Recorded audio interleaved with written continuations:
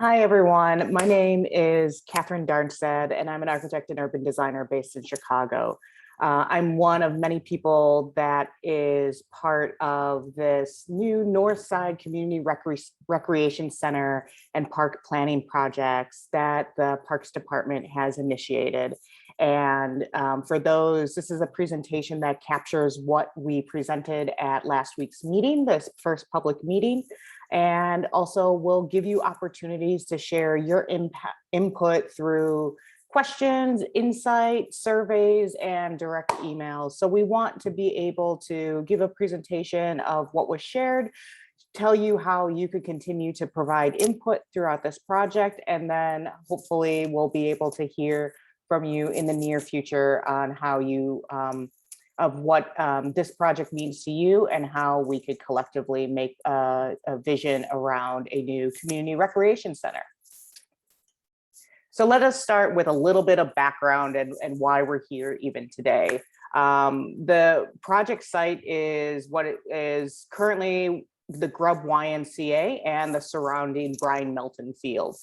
So for those of you who are in the neighborhood, you're familiar with this site, you have memories of using it over the past year, 10 years, 30 years.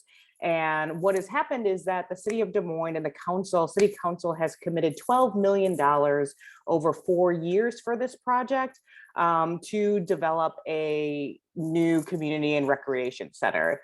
Now, what the center looks like is not defined. We are defining that with you through this multiple meeting process over the next several months. It could be a renovated Grubb YMCA. It could have an addition. It could be a whole new facility. There could be baseball fields on the park. There could be, a shelter. There could be handball courts. All of that, you tell us about it.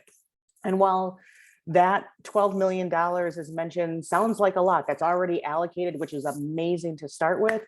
We do know that any type of facility, site, even the operations, that costs additional funding, and Parks is starting to even think about how to plan for the next steps, which might include fundraising and different other elements that might be needed.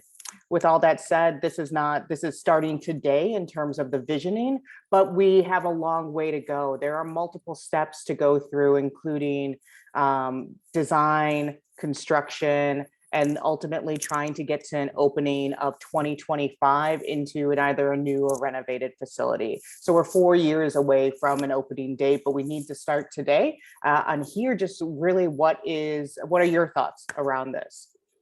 Now, I'm part of a great team, and I'll tell you a little bit more about that, but the purpose of what we're all doing together is to establish a program. So how big, how much, what it's doing, what is this thing and how do we fit it all into it? That includes both a comprehensive plan for the site and what the center will be. And we think that this is about having critical conversations to make a vibrant plan that creates both a community and recreation center that is vibrant for the community, reflects what their needs are, and can last another 30, 40 years. And the outcome of this, ultimately, of this next couple months, of course, will be a plan and a conceptual design that will lead to the next phase, which will hopefully be a full design, construction, fundraising, the thing, to make the center itself. At the bottom of the screen, you see the different phases and milestones. We started back in September, so we're only about a month into this. Meeting as a team, documenting different facilities, taking lots of photographs, hearing from all of the different Parks and Y leadership. And now we're starting at that first meeting earlier this week on Thursday, we were starting to hear your input as a broader community and a broader set of people who know, and love the Y, and really mostly love the staff that's already there. We're collecting all of that, and that will lead into our next public meeting, which will be early November, on November 4th. That'll be at the Grubb YMCA.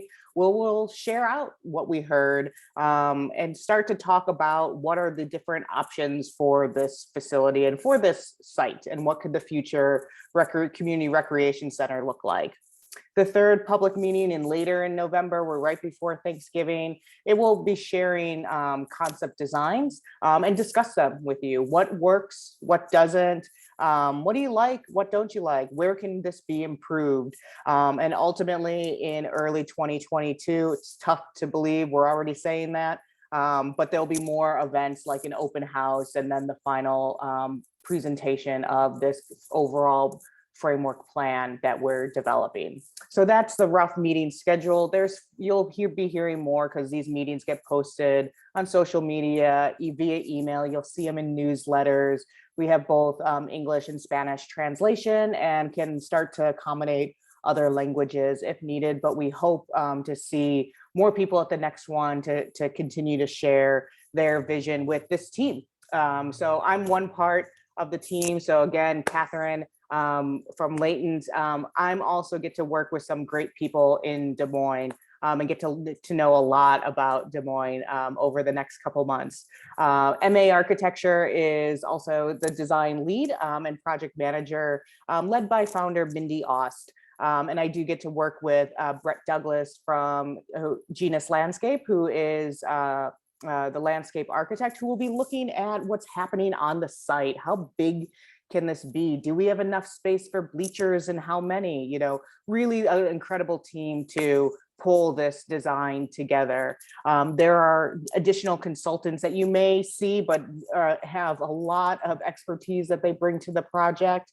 It's looking at mechanical systems, you know, pool systems, sustainability. You know, we have to look at ultimately sustainability goals, not only for right now, but we have to look at 2030 and 2050.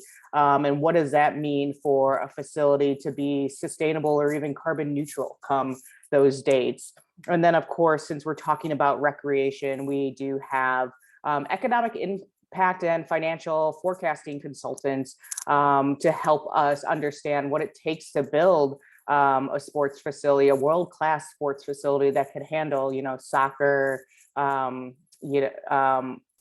basketball, you know, all of these different recreational activities that people currently want to use the facility for. But first, you know, we need to understand why we're here. And this is some large scale visioning that we're starting on. That first meeting that we went to, that we all joined together, it was to help craft and understand this vision. And we all agree on this, and I think we do.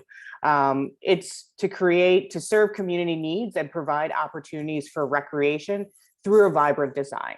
That's non-negotiable. The North Side and, you know, the neighborhood needs a world-class facility.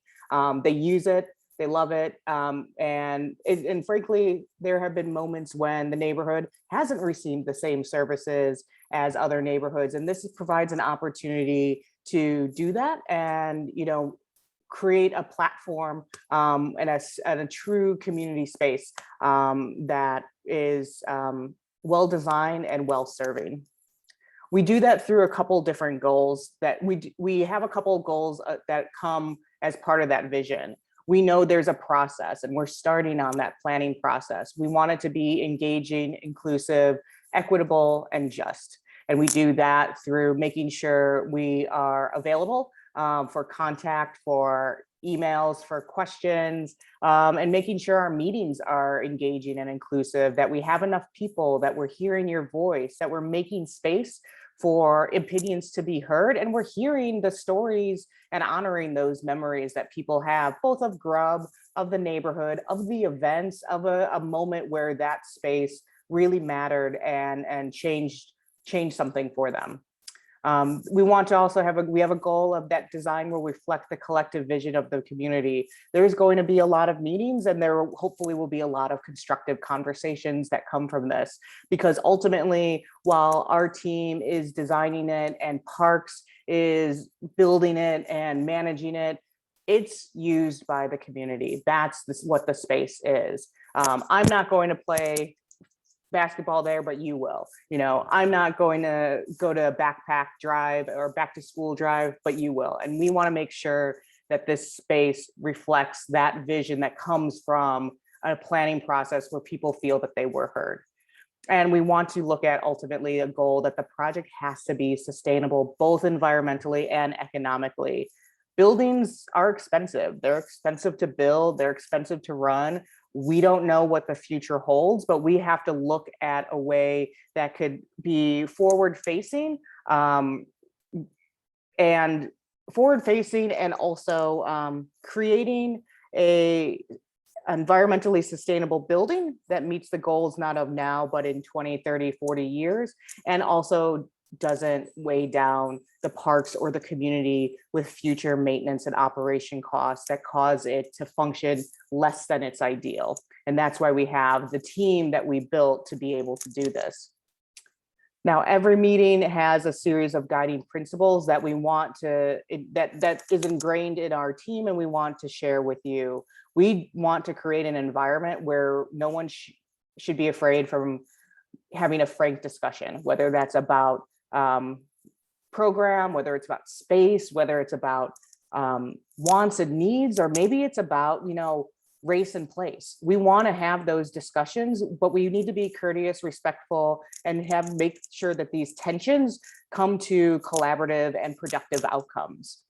We want to strive for racial equity in the planning and design for all communities. I know that there have been various histories that have happened in these neighborhoods, and there might be feelings of hurt or neglect, but we want to make sure we're talking about today and moving forward and not what happened in the past under previous leaderships, under previous parks. It's about what can this center do now and how can it improve it for the future.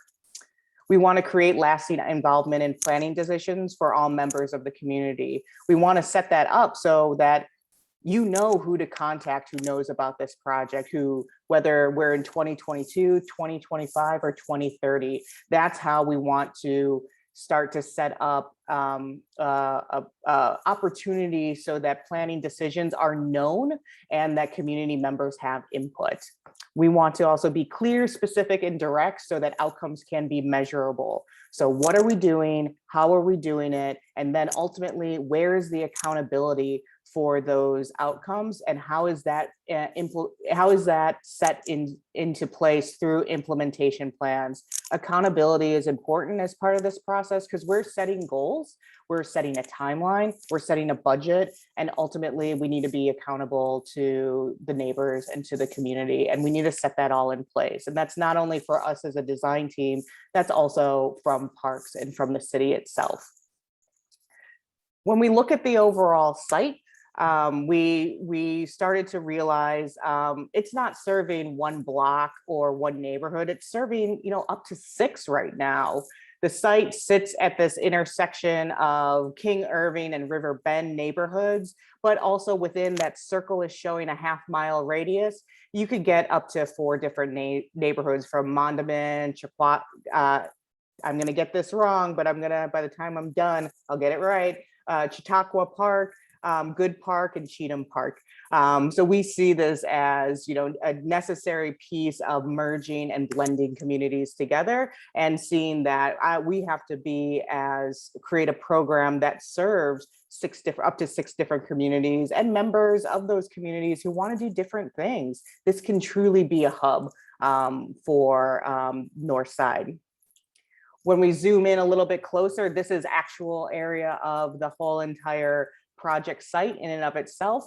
The dashed line goes north to Brian Melton Field. We have the existing Grub facility in the parking lot. And then we have one adjacent parcel of land to the east.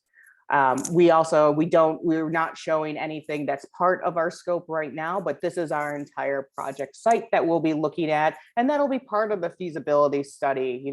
If we have an addition, where does it go on Grub? If we build a new building, where does it grow? If we want to expand the fields or shift the baseball fields or add a pavilion, where does it go on the site? There's a lot of components to how all of these pieces get put together.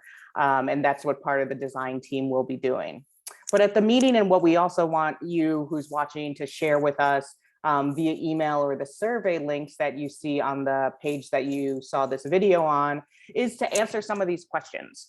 These were questions that were asked in small groups at the meeting, and we want you to provide the answers. So what makes the site and building special to you and to the community? What's a memory that you can share with us of a time or a time that you know, particularly remember about Grub or Brian Melton Field, or is that not even what you call it? You know, tell us what the name is and how you remember it.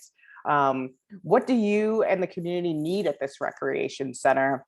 Is it more space? Is it more, you know, better equipment? Is it, you know, a whole new facility? You tell us, and we want to start to hear that.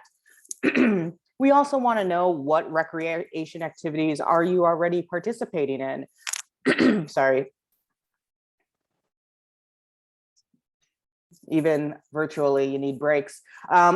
We want to know what recreation activities you participate in most. Is it indoor? Is it outdoor? And if there is something you really wish might be available at a new or improved facility, what might that be? For the purposes of this presentation, this was the rough agenda that we went through at the in-person meeting. So we talked among small groups for about 40-45 minutes and then kind of recap back together. That recap will be available also online here, and then we'll also share it at the next meeting, which we are having on November 4th.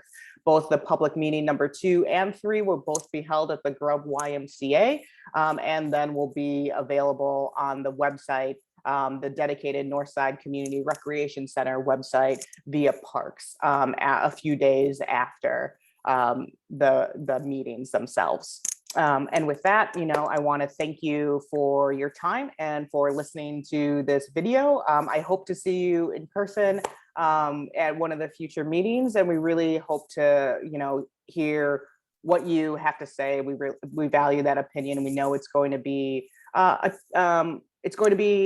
times tough of a process, but it's going to be a good process, because ultimately this is a shared community space that has, you know, memories, heart and soul, and we need to honor that, but it also needs to work for both community and recreation functions. And we can't wait to see where this process takes us. So with that, again, I'm Catherine Darnstad with Layton Design, part of the overall design team for the Northside Community Recreation Center. And thank you, and see you soon.